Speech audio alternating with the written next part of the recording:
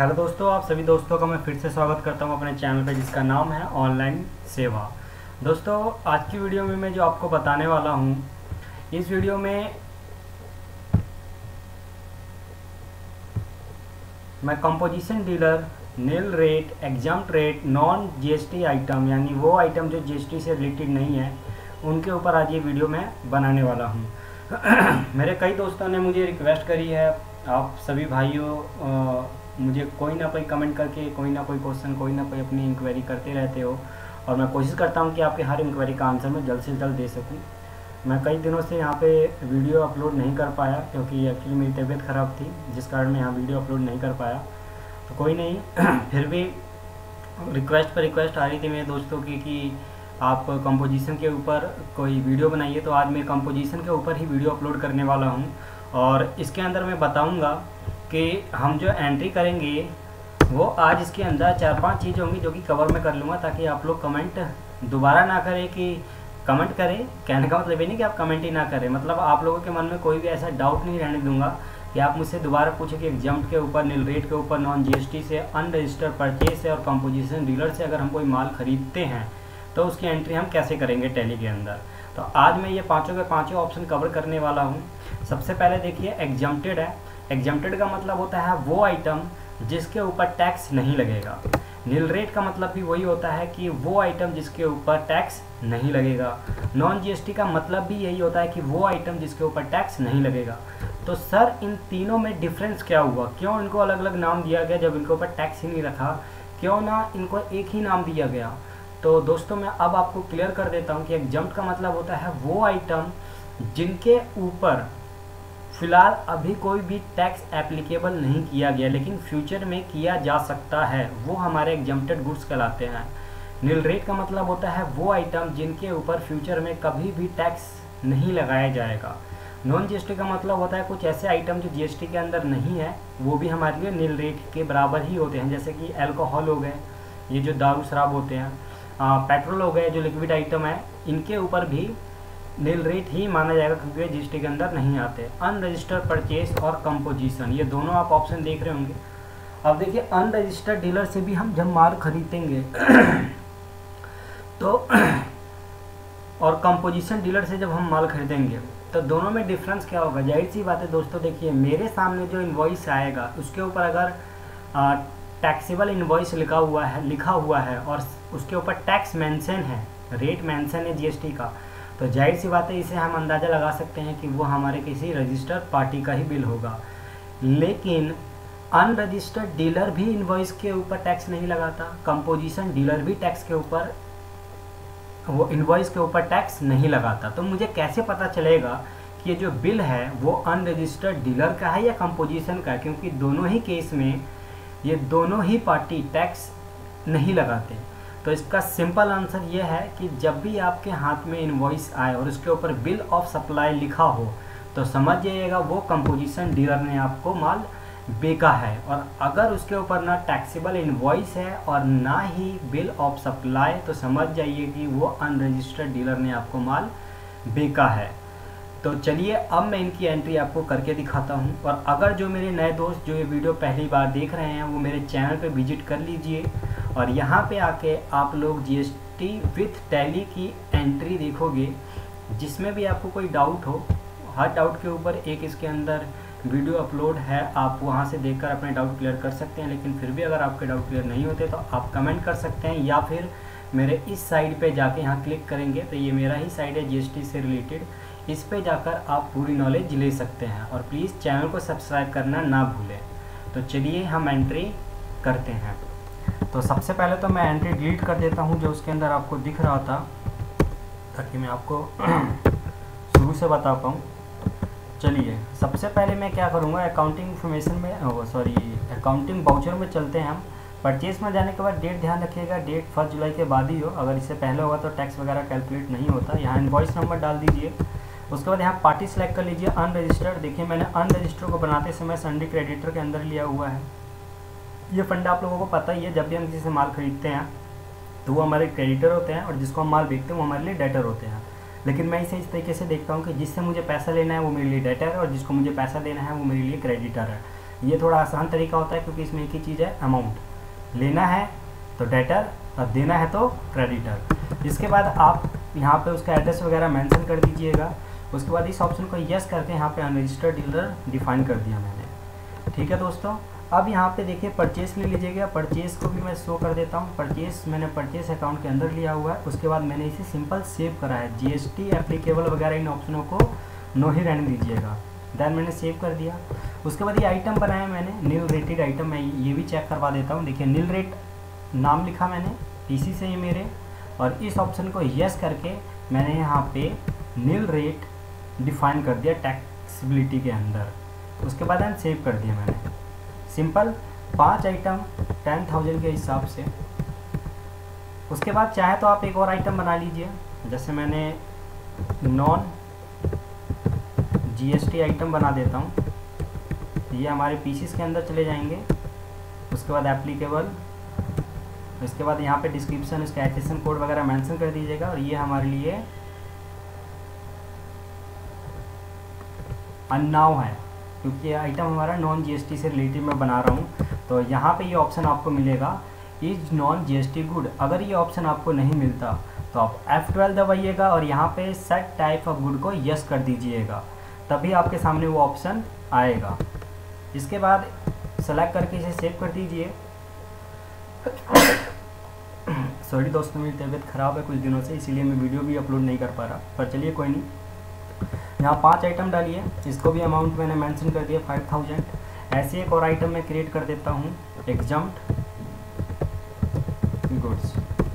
इसके बाद इसे भी पीसीस में ले लीजिए। इस ऑप्शन को यस करके यहाँ एचएसएन और डिस्क्रिप्शन वगैरह डाल दीजिएगा। ये नो रहने दीजिएगा क्योंकि ये सिर्फ नॉन जीएसटी आइटम के ऊपर ही होगा। इसके बाद ये एग्जम्प्ट है और इसको सेव कर दीजिए। इसको भी मैंने 5 आइटम दिया 4500 के हिसाब से।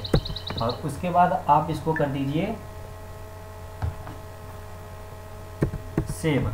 अब देखिए टैक्स एनालाइज अगर मैं आपको चेक करवाऊँ तो इसके ऊपर कोई भी टैक्स कैलकुलेट नहीं हुआ। ठीक है, इसके बाद आप इसे सेव कर दीजिए, सिंपल। अब चलते हैं हम display statutory report GST GSTR 2।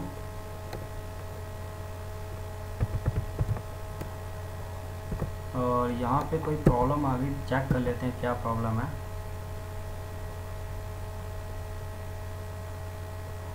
Okay ठीक है, मैं दिखा देता हूँ इसमें क्या दिक्कत आ गई थी।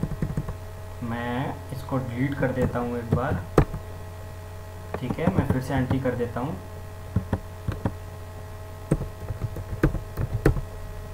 ओके, ये क्लियर है। अकाउंटिंग वाउचर पे जाते हैं और यहाँ पे इनवॉइस नंबर मेंशन कर देता हूँ, पार्टी सेलेक्ट, उसके बाद परचेज, नील रेट आइटम 1000। इसके बाद आप इसे सेव करिए। अभी इसे सेव करते हैं हम, अभी चेक करने के लिए आपको दिखा रहा हूँ। उसके बाद स्टैच्यूटरी रिपोर्ट में जाइए और जीएसटीआर 2 में ओपन कीजिए। इसमें आइए, ये देखिए अनरजिस्टर्ड परचेज के अंदर ये ऑप्शन आ गया, यानी इसकी एंट्री इसके अंदर हो गई। ठीक है, ये क्लियर हो गया। उसके बाद अब हम चलते हैं अकाउंटिंग वाउचर में। 1 2 3 4 5 इनवॉइस नंबर डाला मैंने और यहाँ पे अब पार्टी लेता हूँ मैं रजिस्टर्ड डीलर्स के साथ भी हम यही खेल खेलते हैं जो हमने अनरजिस्टर्ड के साथ खेला। तो ये हमारे लिए सन्ड्री क्रेडिटर ही है। उसके बाद इस ऑप्शन को यस कर दीजिए और यहाँ पे उसको रेगुलर में सेलेक्ट करके इसका जीएसटी नंबर सेलेक्ट कर दीजिए। जीएसटी नंबर क्या होता है और इसके जो फॉर्मेट होते हैं वो क्या होते हैं, मैंने हर वीडियो में बताया अपना, तो आप मेरे प्रीवियस वीडियो में जाकर चेक कर सकते हैं इसके बारे में भी। उसके बाद N1Z2, इसके बाद इसे सेव कर दीजिए। तो ये हो गया हमारा रजिस्टर्ड डीलर। अब चलिए इससे भी हम नील रेट आइटम खरीदते हैं और यहाँ पे मैं एग्जम्प्ट आइटम भी ले लेता हूँ।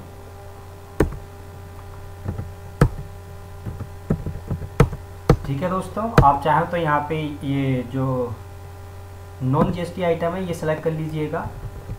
अब देखिए इसमें प्रॉब्लम आएगी, वो मैं आपको करके दिखाऊंगा। पहले तो प्रॉब्लम पहले मैं खुद निकालूँ इसे। अब हम चलते हैं display statutory report GST GSTR 2 और अरे प्रॉब्लम तो नहीं आई, चलिए कोई बात नहीं, अच्छी बात है प्रॉब्लम नहीं आई तो इसमें। अब यहाँ पे आप देखें एग्जम्प्ट के अंदर एग्जम्प्ट वाला आइटम आ गया। नील रेट के अंदर नील वाला आ गया, और नॉन जीएसटी में जो है वो भी मैं अब इसके लिए सिलेक्ट कर लेता हूँ। तो इसी में ही मैं एंटर कर देता हूँ ताकि आ जाए। ये वाली एंट्री नहीं, ये वाली एंट्री ठीक। इसके बाद यहाँ पे जो नॉन जीएसटी है, ताकि वहाँ पे ये शो कर जाए, इसको सिलेक्ट कर लेते हैं। 5 आइटम 1500। इसके बाद इसे भी सेव कर देते हैं। अब चलिए चेक करते हैं। डिस्प्ले स्टैच्यूटरी रिपोर्ट जीएसटी और जीएसटीआर 2। ये देखिए एग्जाम्प्ट नील नॉन जीएसटी अनरजिस्टर्ड परचेज, ये आ गए इसके अंदर। ठीक है दोस्तों, अब कंपोजिशन डीलर के साथ करते हैं हम डील। अकाउंटिंग वाउचर में जाते हैं, इनवॉइस नंबर यहाँ मेंशन कर देते हैं, पार्टी बनाते हैं कंपोजिशन पार्टी संडे क्रेडिटर। इस ऑप्शन को आप यस कर दीजिए और इसे ले लीजिए कंपोजिशन के अंदर। क्योंकि कंपोजिशन हमारे रजिस्टर्ड डीलर होते हैं इसलिए इसका जीएसटी नंबर भी होता है, तो हम यहाँ पे जीएसटी नंबर डाल देंगे उसका।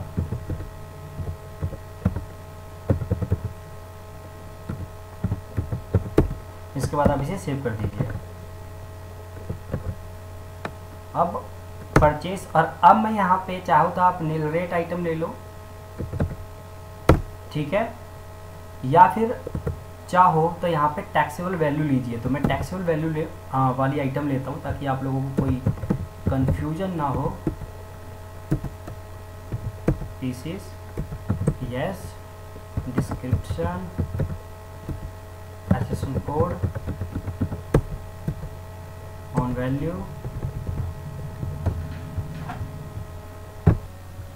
तो इसको मैं टैक्सेबल में दिखा रहा हूँ, और टैक्सेबल में दिखाने के बाद यहाँ पे रेट डिफाइन कर दीजिए। 99 चला गया सीजीएसटी और एचजीएसटी में। इसके बाद गुड्स और सिलेक्ट कर दीजिए।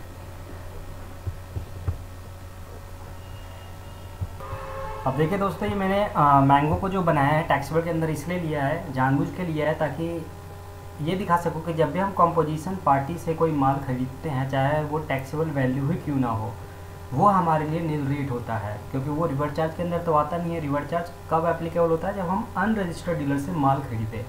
और इसके अंदर मैंने अनरजिस्टर्ड डीलर से माल खरीदा, लेकिन उसके ऊपर रिवर्स चार्ज एप्लीकेबल नहीं किया। क्यों नहीं किया? क्योंकि वो सारे के सारे आइटम जो मैं उससे परचेज़ कर रहा था वो या तो नील रेट थे, या एग्जाम्प्ट था, या नॉन जीएसटी आइटम था। ठीक है, तो अब देखते हैं कि क्या इसके ऊपर कंपोजिशन डीलर से जब हम माल खरीदते हैं, टैक्स भले ही वो टैक्सेबल वैल्यू हो, तो क्या उसके ऊपर टैक्स कैलकुलेट होगा? चलिए मैं चेक करके दिखा देता हूँ आपको। मान लीजिए मैंने मैंगो लिया इससे।